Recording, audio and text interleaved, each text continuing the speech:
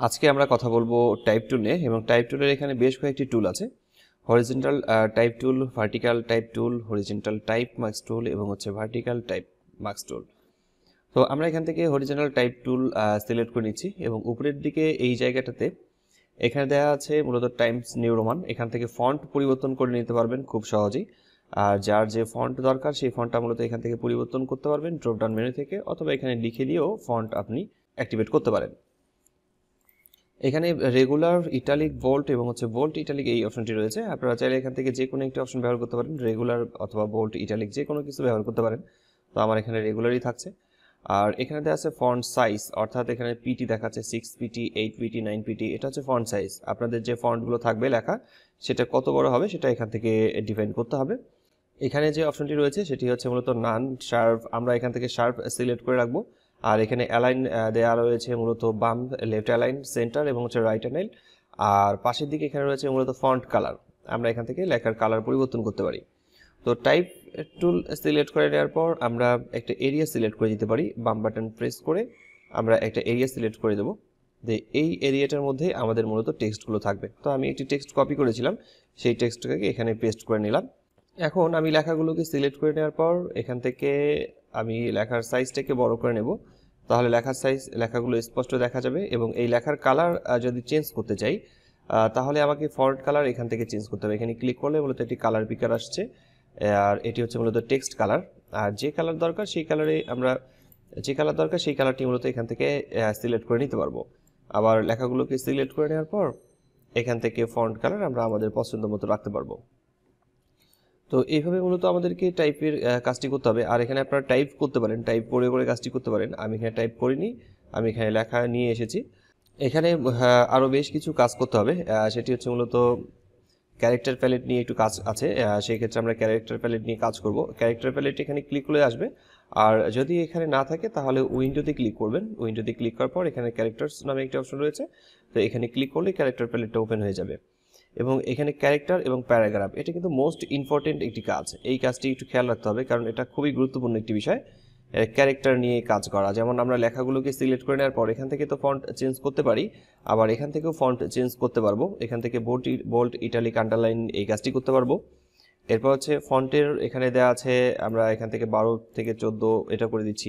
Font size বাড়াচ্ছি, কমাচ্ছি। এটা আমরা ফন্ট সাইজ এখান থেকে বড় ছোট করে নিতে পারবো। এখান থেকে অটো দেওয়া আছে, যদি আমি 6 ক্লিক করে নিই তাহলে লেখা একটার উপরে একটা লেখা বসে যাচ্ছে। আবার যদি এখানে বাড়ায় নিই, কমায় নিই, সেক্ষেত্রে এটা ঠিক এরকমটা হবে। এবং আমি এখানে অটো করে রাখছি। তো এখানে বেশ কিছু অপশন আছে, তো সবগুলো অপশন নিয়ে কথা বলছি না, এগুলো আপনারা একটু বাসায় প্র্যাকটিস করে দেখবেন, খুবই কাজে লাগবে। তো এখানে একটি বিষয় আমি আপনাদেরকে একটু দেখিয়ে নিই, সেটি হচ্ছে মূলত আমরা এই নিচের দিকে অপশনগুলো দেখতে পাচ্ছি। এটার কাজটা কি? যেমন এই প্যারাগ্রাফটিকে সিলেক্ট করার পর যখন আমি টিতে ক্লিক করবো তখন কিন্তু এটা বোল্ড একটু বেশি বোল্ড হয়ে যাবে। এই বোল্টের তুলনায় এই বোল্ড একটু বেশি হয়ে যাবে। ইটালিক করে নিতে গেলে এখান থেকে আমরা ইটালিক করতে পারবো। বোল্ড একটু উঠাই দিই, তাহলে শুধু ইটালিকটা বোঝা যাবে। আবার ইটালিকটা এখান থেকে ওঠানো যাবে। আর ডাবল টি যেটা হচ্ছে সেটা হচ্ছে মূলত ক্যাপিটাল লেটারে লেখা এবং স্মল লেটারে লেখার জন্য এটা ব্যবহার করা হয়। মাইক্রোসফট ওয়ার্ডেও এই কাজগুলো আমরা করেছিলাম, সেক্ষেত্রে এগুলো বিস্তারিত আলোচনা করছি না। আর এখানে একটি বিষয় হচ্ছে সাবস্ক্রিপ্ট এবং সুপারস্ক্রিপ্ট, এই দুইটি কাজ এখান থেকে করা যাবে। সুপারস্ক্রিপ্ট এবং সাবস্ক্রিপ্ট, যেমন আপনি কোনো কিছু লিখছেন, সেক্ষেত্রে দেখা যাচ্ছে আপনার লেখার আমি একটু ফন্ট সাইজটাকে বড় করে দিই।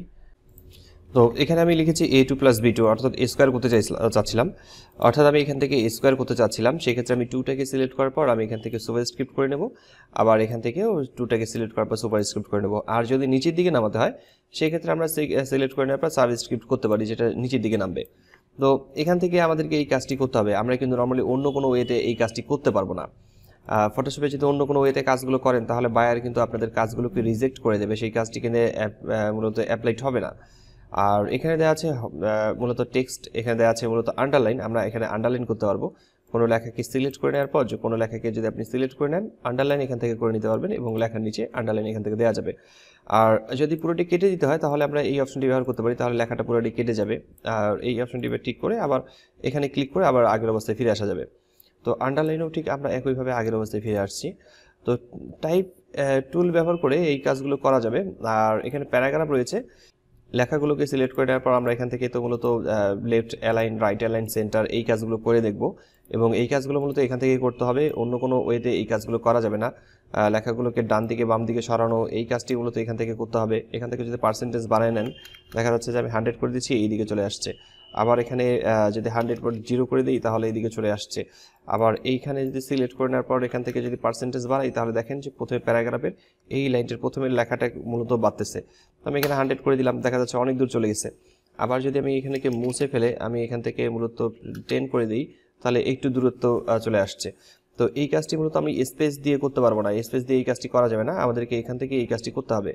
আর প্যারাগ্রাফের মাঝে দূরত্ব বাড়াতে গেলে এখানে যেমন 10 রয়েছে, আমরা এখান থেকে যদি এবার 100 করে দিই, তাহলে দেখা যায় যে প্যারাগ্রাফের মাঝে কিন্তু দূরত্ব বাড়তেছে। তো এই ক্ষেত্রে আমি এখান থেকে প্যারাগ্রাফের মধ্যে মূলত এখানে 5 অনলি রাখলাম, একটু গ্যাপ রাখলাম। তো এখানে বোঝা যাচ্ছে যে উপরের প্যারাগ্রাফ এবং নিচের প্যারাগ্রাফের মধ্যে একটু গ্যাপ রয়েছে। এই কাজটি আমরা এখান থেকে করব, এন্টার প্রেস করে নয় অথবা স্পেস প্রেস করে আমরা এই কাজগুলো করব না। আর এখানে অ্যালাইনমেন্ট রয়েছে, এখান থেকে আমরা অ্যালাইনমেন্ট ঠিক করতে পারি, জাস্টিফাই করে নিতে পারি। আবার এখান থেকে সেন্টার করে নিতে পারি, সেন্টার অ্যালাইনমেন্ট এখান থেকে রাইট সাইডে যাবে, এটা হচ্ছে দুই দিকে সমান থাকবে। তো আমরা সাধারণত এখানকার মূলত এই অপশনটি ব্যবহার করব। এইভাবে মূলত আমাদেরকে এই কাজটি করতে হবে। আমরা যখন প্র্যাকটিক্যালি কাজ করব তখন এই কাজটা আরও বেশি সহজ হয়ে যাবে।